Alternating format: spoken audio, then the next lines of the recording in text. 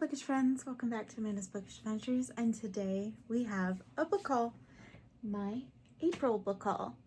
And if you do hear a fan, it is different. It's in the hallway this time to block noise. I can hear it.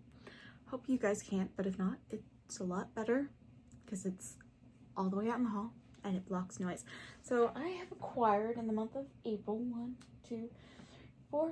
7 books, and I feel more better about that number than last month's number, because like I set a goal last book haul, I'm gonna read 14 books, and we're towards April 22nd and I have not read 14 books. I mean, I've read 6, but I was gonna read, I wanted to read so many physical books. Haven't, but that is okay because May's plans, which we'll talk about in the reset, so I'm not going to go over it again because you'll see May's reset of reading before this. But I have high hopes for May. So we're going to talk about, I'm currently in the middle of reading one of the books that I am hauled. I am on 241 pages. And I am loving Firebird by Juliet Cross. And look at that cover. I only bought this edition from an ad, didn't even know the premise, because of this. And I'm loving it. So let me read you what the book is about. From the moment the moment Roman general and nephew to the Emperor Julius Draca laid eyes on Melina, he was enthralled by the Dacian dancer. Years later, a fierce beauty stands before him on a scarred battlefield, her life in danger. He instinctively shifts into his powerful dragon form to save her, an action that may mean his head on the Imperial Gate.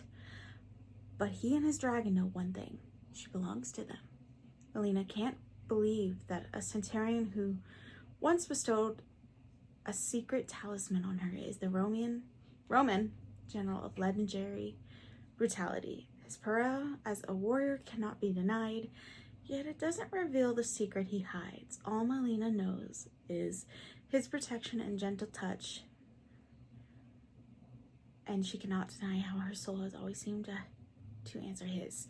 As they navigate a world where flying death riders conquer and burn, their love will ignite a firestorm that can only end in heartbreak or death, or both.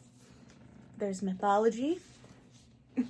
The mythology I loved. If you watched my Aurelian vlog, which will come out before this book haul, you will have majority of my thoughts. The wrap-ups will happen in December, strangely enough.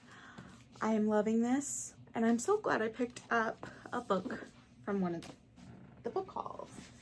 So I'm gonna have to move the mouse and go this way. This book was picked up on a whim because I was not gonna buy it. I was gonna buy the Kindle version of it because I'm trying to save money. But Prime sent me a Prime Day deal where I only paid $14, that's tax, for this book. Sprayed edges, which I'm actually more excited about. So it says, a young warrior dreams of providing his worth in the elite Guardian tournament, fighting for not only himself, but the fate of everything he loves. 16-year-old Juan dreams of his worth as a warrior in this elite Guardians tournament, held every 6 years to entrust a magical scroll of heaven to a new protector. Eager to prove his skills, Juan, it's J-U-N, and I'm probably saying that wrong, and I probably need to listen to how to pronounce that name, hopes that a win will restore his father's pride, righting a wrong mistake that caused their banishment from his home, mother, and his twin brother. But John's father strictly forbids him from participating. He believes there is no future in his son's honing his skills as a warrior, especially considering Juan is not a breath marked, born with a patch of dragon scales, blessed with special abilities like his twin, determined to be the next guardian. Ron stows away in the wagon of Chang and his daughter Ren, performs on their way to the capital where the tournament will take place. As Yan competes, he realizes he may be fighting for not just a better life, but the fate of the country itself and the very survival of everyone he cares about. You know what this sounds like to me? And this is entirely why I wanted to read this. Does this not sound like Mortal Kombat in a way? I'm just the tournament and fighting against other competitors. Mortal Kombat. I mean, I'm sure the Scrolls of Heaven will sound good, but Mortal Kombat, that's all I'm going to say. That's why I wanted to read this book. It wasn't like pushed like that, but the minute I read the premise, I was like, the description, I knew. This was like Mortal Kombat to me, and I had to read it. So I was going to buy the Kindle edition, but Amazon, that was a very good deal. Now we have a duology that I've been seeing around for years, and now that it's complete, I was going to buy the Kindle editions, but I needed stuff off Prime, and it worked out. I bought both to get one-day shipping. So the first book, I'm going to show both. On the night Rune's life changed forever, blood in the streets. Now in the aftermath of a devastating revolution, witches have been diminished from powerful rulers to outcasts, ruthlessly hunted due to their waning magic, and Runes must hide what she is. Spending her days pretending to be nothing more than a vapid young socialite, Rune spends her nights as the Crimson Moth, a witch vigilante who rescues her kind from being purged. When a rescue goes wrong, she decides to throw the witch hunter off her scent and gain the intel she desperately needs by courting the handsome Gideon Sharp. He's notorious and unforgiving witch hunter, loyal to the revolution, and too late, Rune realizes she might be falling for him. Gideon loathes the dependence and superficiality Rune represents, but when he learns the Crimson Moth has been using Rune's merchant ships to smuggle witches out of the Republic, he inserts himself into her inner circle by pretending to court her. He soon realizes that beneath her beauty and shallow facade is someone who's fiercely intelligent, tender, who feels like his perfect match, except what she is the very villain he's been hunting. The reason why I don't want to buy the physical copies is because I really want the UK covers. And I knew that was going to happen, so I was just going to buy the Kindle covers. But Prime, Amazon, all Amazon's fault. Eventually this would have been read. I am going to film a vlog reading the duology that I'm going to post sometime later in the year. So this should be read very soon. But I'm excited to get into it. Now this is why I'm filming the book haul today. The last book arrived. And I'm going to talk about this. You know how ads, I've said like in a lot of these book hauls, in our recent book hauls, if it's not, how many books, I'm going to say this, how many books an ad has made me buy the book? But this one was different. It was an ad. But it was an Instagram video. It could have been a TikTok that the author put on Instagram. She said, "Would you buy the book because of the fan art?" Yes. Yes, I did. I didn't even read the description. I saw the fan art and then bought the book and then read the description of the book. And this came out today and it's here. So it says, as the youngest daughter of a Siren Queen, Celeste's life is tightly controlled, desperate to prove her worth and escape her destiny. Trapped in the palace as a royal figurehead, she intends to join the chorus, an elite group of Siren warriors. With the final test on the horizon, Celeste feels the pressure to finally gain control of her temperate song, a magical gift by the goddess herself. But when Celeste encourages a seamlessly harmless ship and starting in as the waters, helmed by the intriguing prince. What was that? I'm gonna ignore this, ignore that, finish this, and figure out what that noise was. I don't even know. By intriguing Prince Raiden Sharp, her path veers towards the forbidden waters, believing the handsome sailor to be innocent of any wrongdoings. Celeste defies the siren law to save Raiden's life, despite knowing he is the son of a king who has murdered many of her kindred. The penalty for Celeste's betrayal should be death, but the queen offers her an alternative: right the wrong by assassinating the prince. Determined to discover the truth behind the prince's clandestine mission, Celeste agrees to become human. The human world is nothing like she expected, nor is the prince the charming and noble man she's assured him to be. Disguised amongst Raiden's ragtag crew, she searches for the truth. But as Celeste finds her place aboard the ship, friendships and attractions begin to grow. Will Celeste be able to do what must be done, or will her choices unravel a kingdom devastated sirens and humans alike? I'm really excited, and I really want to read this really soon, but I have plans. So I might put this one off for a month. If I can fit this one in May or even June, I will, because this sounds so good. Let's talk about this one. Wings of Starlight by Allison Shaft, and it is a Disney book. Oh. So let's talk. I love the Tinkerbell movies. The first one came out, I think, when I was in junior high, but I still, as an adult, watched them come out.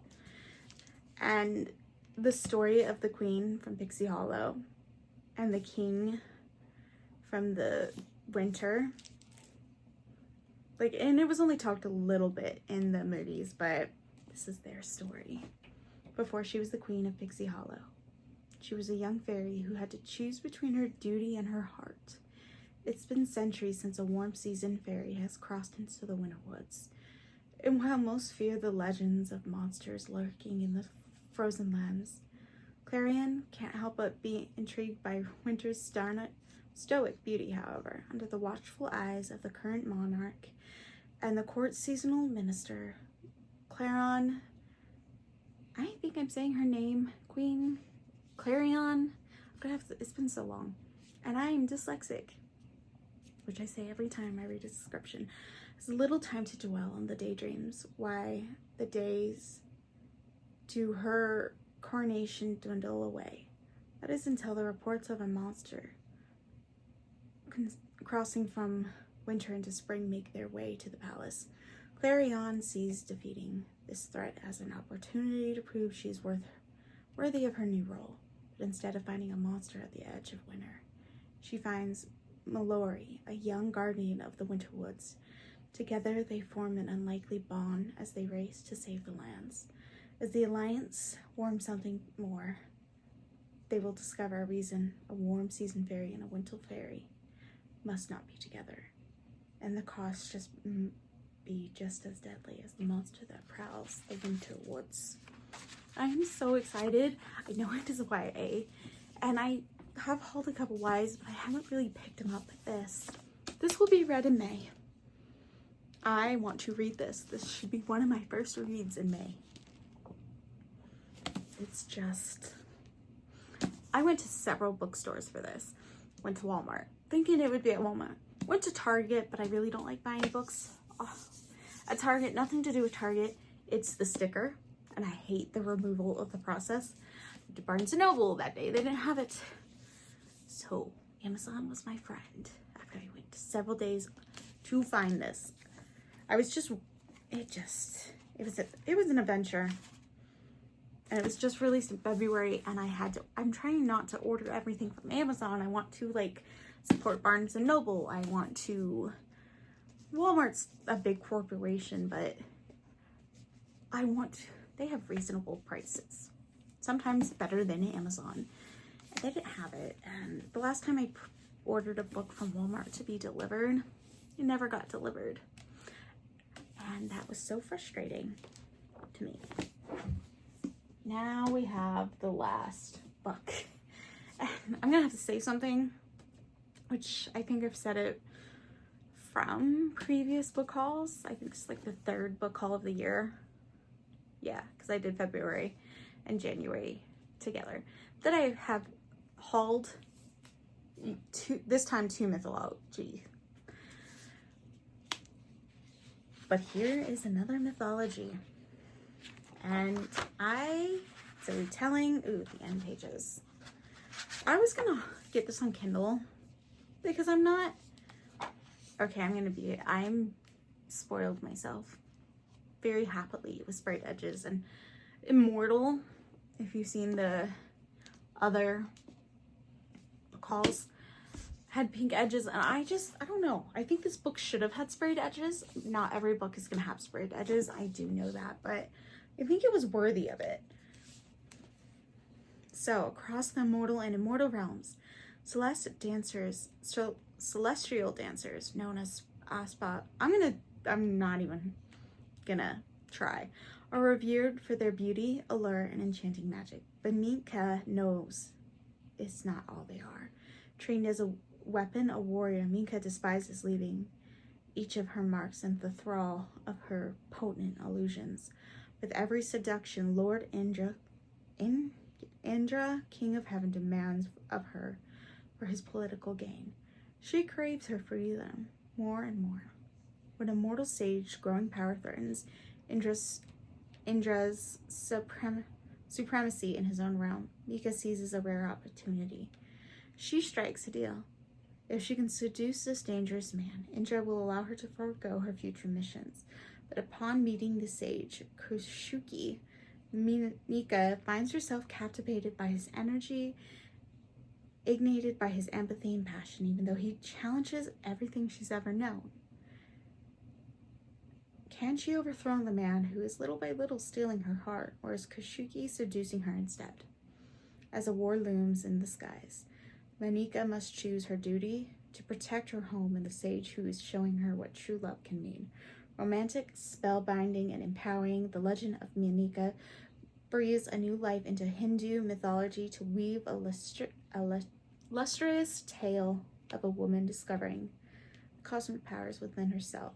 This book is in the Divine Dancers duology is completely unputdownable adventure for lovers and romantasy and mythology retellings.